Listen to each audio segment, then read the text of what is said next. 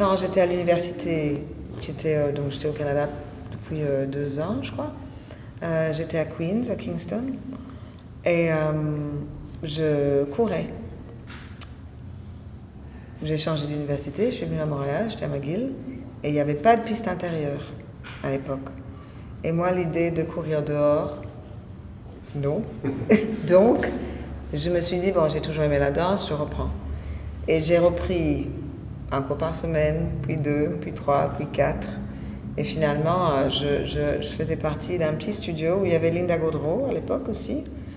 C'était en face des ballets jazz sur Sainte-Catherine. Un studio qui s'appelait Studio 5, 6, 7, 8. Original comme nom. Mais en tout cas, en sortant de là, j'ai fait partie d'un programme pré-professionnel que Eddie Toussaint avait. Tout ça en étant à l'université. Et quand j'ai terminé ma maîtrise à McGill, je voulais faire un doctorat. J'étudiais l'économie, donc rien à voir. Et je voulais faire un doctorat et je me suis dit, bon, j'ai 23 ans, j'ai jamais fait autre chose que d'aller à l'école. Je vais juste prendre une année sabbatique, donc un temps entre. Et puis, comme je voulais rester dans le milieu académique, ben, ça voulait dire aussi, une fois que tu fais le doctorat, tu continues. Et donc, j'ai passé une audition à TDT. J'ai été prise et c'était, ben voilà, je suis jamais retournée à McGill. J'ai fait les 3 années du programme. Une 4e année en tant que, bon, un peu apprenti avec la compagnie, comme ça. Et puis Sarah Chase, très bonne amie de TDT, travaillait à l'époque à Danse Partout, où il y avait Luc Tremblay et Lucie Boissineau, que je connaissais de Toronto. Et Sarah m'a téléphoné, elle a dit, écoute, je pars, est-ce que tu veux me remplacer? Je dis, ok. La première fois que je crois que j'ai fait un réel choix de danser, c'est quand j'ai remplacé Sarah. J'ai fait une saison seulement.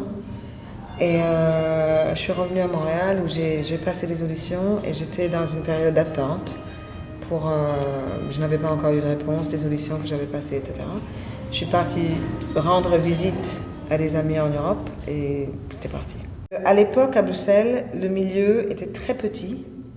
On se connaissait tous. On s'entraînait tous ensemble. Et il n'y avait rien, il n'y avait pas d'endroit pour s'entraîner. Parce que le programme qui existe maintenant, tu vois, organisé par Charleroi Danse, n'existait pas. Voilà. Moudra avait terminé avec Béjar, tout ça. Donc il y avait rien. Donc, et il y avait peu de compagnies qui ouvraient leurs cours. Rossas ne l'a jamais fait. Bande de Kebes le faisait un peu, mais pas tout le temps. Et donc, on se donnait cours entre nous. C'est comme ça que ça a commencé. Tu vois, au lieu d'être simplement là pour s'échauffer ensemble, on se donnait cours entre nous et on passait le chapeau, s'il y a d'autres gens qui voulaient venir. De là, j'ai commencé à donner cours de manière plus régulière, à être invitée ailleurs et tout ça. Ce que je cherche à faire dans mon cours, c'est de trouver le maximum d'ampleur et de liberté du mouvement en respectant l'instrument qui l'exécute.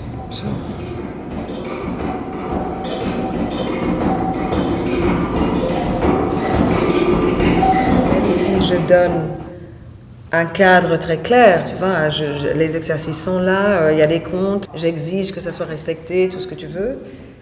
Néanmoins, j'ai envie de croire, en tout cas, qu'à l'intérieur de ce cadre, la sensation et l'alignement, l'ampleur, etc., que le danseur va trouver dans ce contexte-là, il peut l'utiliser dans son cours de ballet.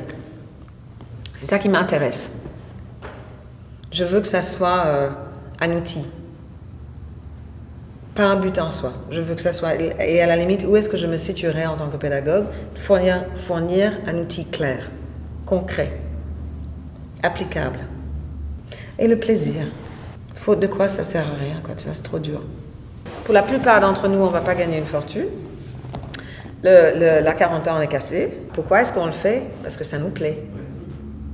Donc, qu'est-ce que j'ai envie de transmettre dans le cours? Le plaisir de participer à ça, le plaisir de le ressentir, le plaisir de chercher et de trouver des espaces, tu vois, les interstices qui nous permettent de continuer à passer, même quand le corps râle, même quand il arrive à son seuil.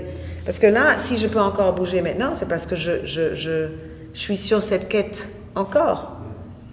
Tu vois, j'ai à 55 ans, 54 et demi. Mais, tu vois, et c'est sûr que je ne bouge pas autant que les gens qui sont dans mes cours. Mais je bouge quand même plus que, tu vois, je bouge quand même. Et cette possibilité-là n'est là que parce que je cherche. C'est quoi l'espace qui m'est encore disponible? Comment est-ce que je glisse? Oups là, tu vois? Il faut naviguer et il faut aimer la navigation.